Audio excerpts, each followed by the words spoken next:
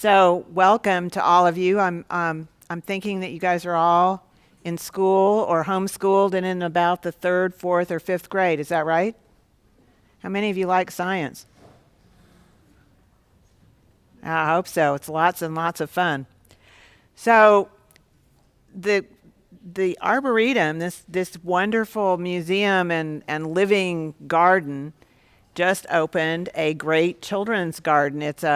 It's like a living, interactive place for children to experience a lot of things about plants and the environment around us. And one of the ways to celebrate that is for us to participate in a science exhibition. So the idea was to have one of the events celebrating the advent of the Year of the Children's Garden as an opportunity for Dallas children and people living in the surrounding areas to participate in a science project exhibition. Well, I thought, everybody doesn't really know what the scientific way to do a project is, so this is for you. There's not a quiz, this isn't to be difficult, it's to let you know the orderly way that scientists expect to go through working out a project. And if you have any questions at all, I'm happy if you raise your hand and ask your question. I'd love to answer it.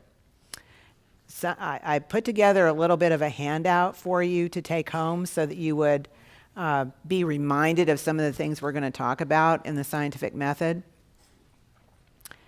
Now, I don't want you to think that science projects are all about art.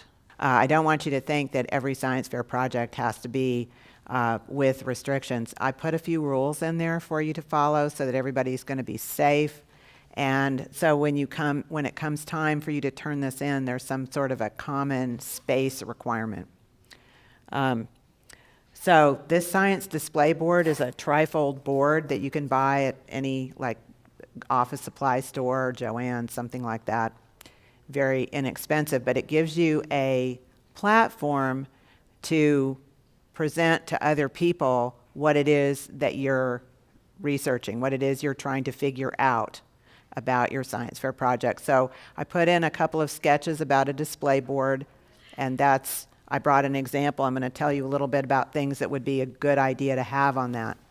Now, the first thing about doing any kind of a science project is picking a topic, picking something that you really care about and that you want to devote some regular amount of time to, because remember, we're thinking about things that take place in a garden, and if it's involving plants, sometimes there's time that needs to go by. You can't do it all on a Saturday afternoon.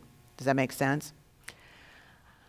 All right, so picking a project that you really care about and that you want to spend some time figuring out what makes something happen. You need to come up with a purpose. What am I researching today? And generally, it's a good idea to state it as a question, but you don't actually have to do that. So an example would be, I want to know whether different colored water affects the growth rate of grass. So I could ask that in sort of a question. Does everybody understand what I'm talking about? There are all kinds of other topics in the children's garden. There are pollinators that are out there. There's water and there's energy ideas, and so it doesn't need to be restricted to just plants. But you probably don't want to have, for example, a rabbit as a subject of your display because it's really difficult for children to do experiments on living animals. Maybe an ant farm, something like that would be okay to work on as long as your mom's not allergic to having ants get loose somewhere on the property. But you have to make sure that it's something that you can maintain and that you can bring it to share with people in May when we do the actual exhibition. Does that make sense to everybody? Okay, cool. Well, so I want to make very clear to you that this is not an art competition. If you're a messy printer or you don't draw really well, that's okay. Now, you have parents for resources, but you're not using your parents to do the science part of this. So hopefully the people that are going to look at your projects when they come in are going to consider, most importantly, the thought that went into it and what you actually found out and how you talked about what you found out as something that could influence the future. Okay, so the first thing you want to do is come up with your purpose.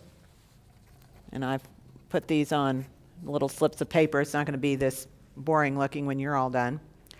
But a purpose is simply a statement of what it is you're trying to find out. If green water makes grass grow really well, then all the other colors and regular water shouldn't work as well. And that is what you're going to be stating in something called a hypothesis. A hypothesis. That is an educated guess about what you think might happen in your experiment based on maybe your ideas, maybe you read about some work that somebody was doing with different colored water, but you need to put down the hypothesis. And real scientists, when they work in the laboratory, are required to keep a bound notebook with numbered pages so that it's clear that they made their hypothesis before they got started with the research and didn't do it when they were finished. So this really is something that it's okay to not be right about how something comes out. Science frequently is about getting the wrong answer from what you actually thought would happen, and then people change the world sometimes when they see that, oh, this is wrong, but here's what maybe I should try next. So a hypothesis is important. All right. Now, when you actually do your experiment, you're going to need things and stuff. Those are the materials. You might need test tubes, you might need a mixing bowl, you might need dirt, you might need Lincoln logs, you might need a hay and water. It doesn't matter what it is, but the ingredients for your project, the things that you need, no matter what it is. I mean, you don't have to put down pencil and paper, but the things that you are going to build your basic project out of, that's important to list, okay? You don't have to say, you know, where you got it or how much it cost or anything like that, but it's just things that are common that other people would use. So you would list that. That's important. Now, you might wonder why people care about all this stuff. In science, it's people go back after they've published their results, and other scientists have to try to reproduce that experiment or that idea or that project to see if it turns out the same way. It's called reproducibility. If I do something and I say, oh, you know what? You can split an atom in the bathroom sink. I did it. I wrote an article about it. It must be true, right? And all of the very smart scientists in the atomic energy business try to do that, and they can't do it. They're going to know I was a fraud, right? So that's why you have to list what you used, because other people will want to know. All right, once you have your materials together, it's important to list the procedure or the step-by-step that you go through to carry out your investigation. Sort of important to get the steps of it right.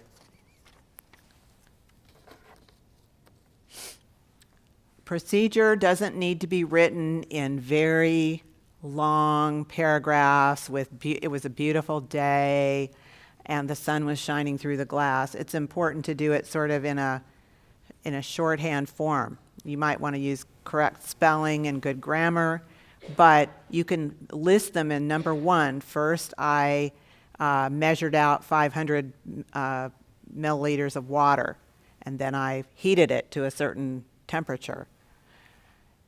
It's sort of like describing to somebody how to make a peanut butter sandwich. You need to make sure that somebody says, well, you need a knife, and then you need to unscrew the jar of peanut butter, and then you dip the knife in. You don't want to do it in some different order, otherwise people are not going to get peanut butter sandwiches and they're going to be upset. So do you understand what I'm talking about about being very clear about what your order is? That's important.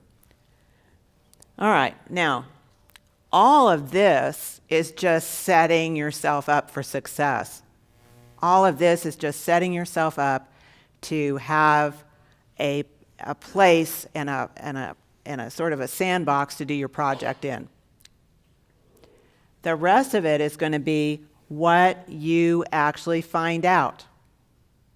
What you actually find out. So in the world of science, we call that data. You might know it as results. Your report card, if you get one at school, that's data. Your parents read that data to decide whether you've been working hard in school or not. Data, I put this down on your handout.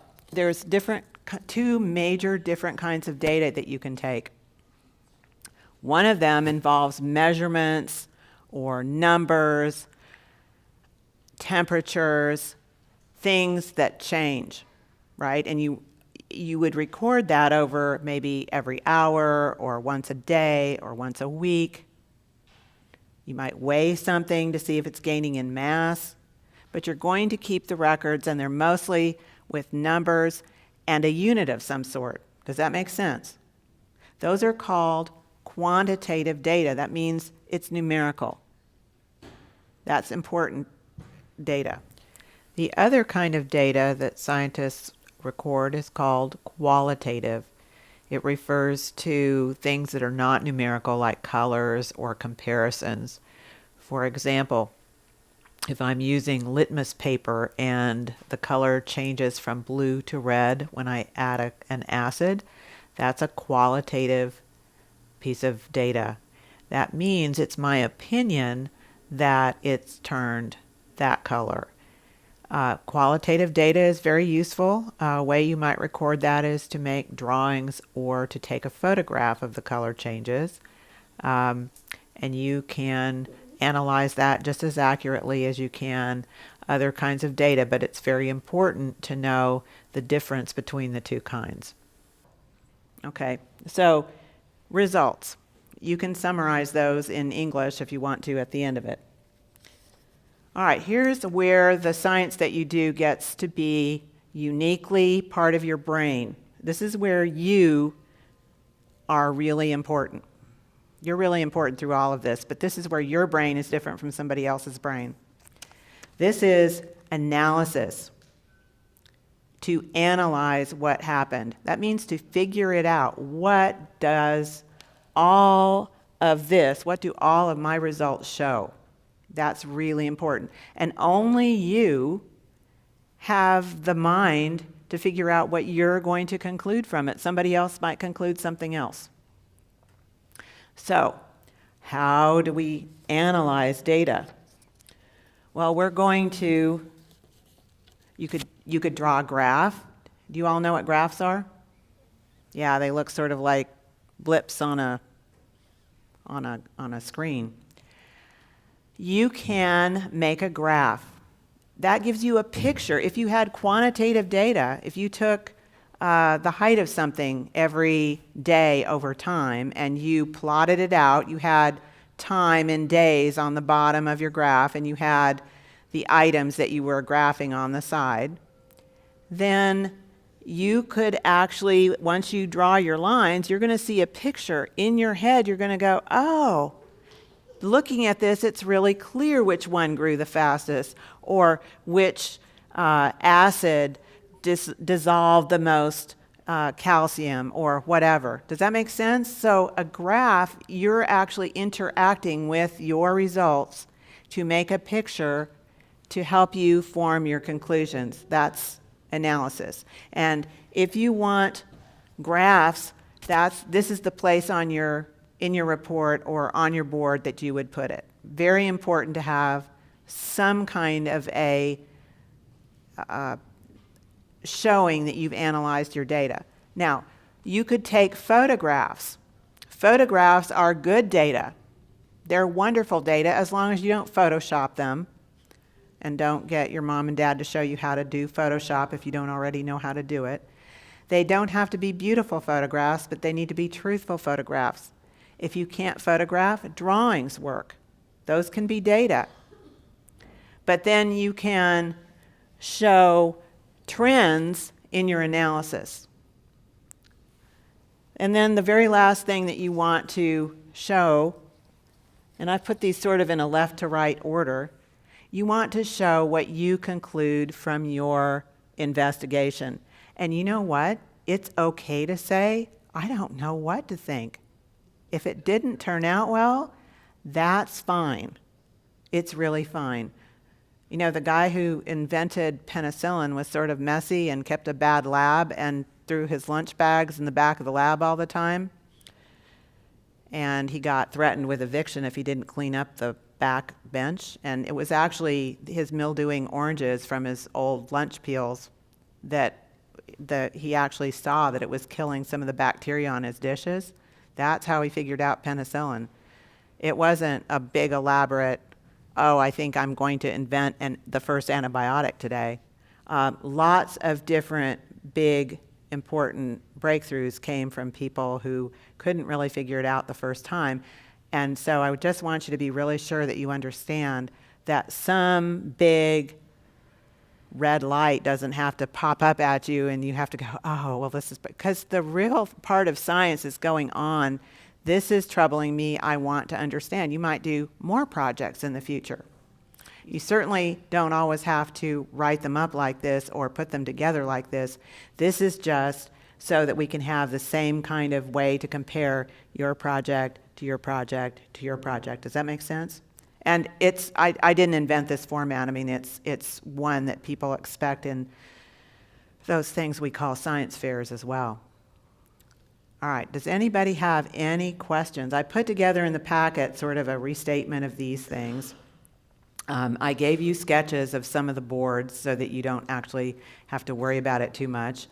I restated for you the rules, you know, like I don't want any mice up here when you're bringing your final project. And then on the very last page, this is printed off the website. It's the times that you can bring your finished displays up here to the Arboretum in May.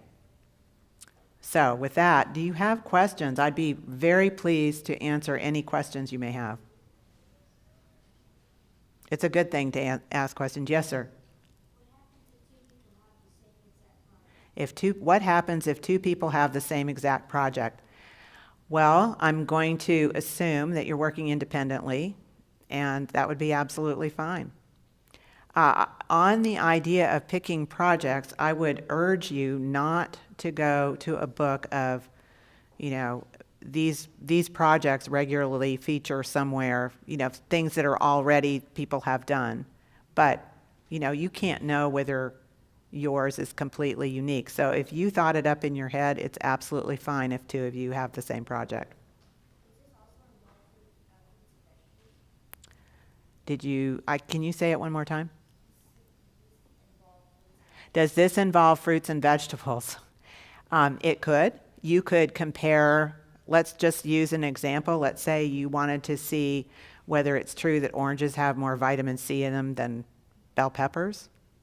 And you could use fruits or vegetables for that. But it doesn't have to. You can use any concept that is either that you are inspired by or you see in the children's garden, or even something that is suggested to you and isn't really there would be fine. You know, I'd like for you to talk to your parent or your teacher to make sure that it's safe for you. Or if you want to email me, you can email me. I'm at science@bartafamily.com. I think that's probably listed on the website. You can ask me. Other questions? Questions are good, ladies and gentlemen.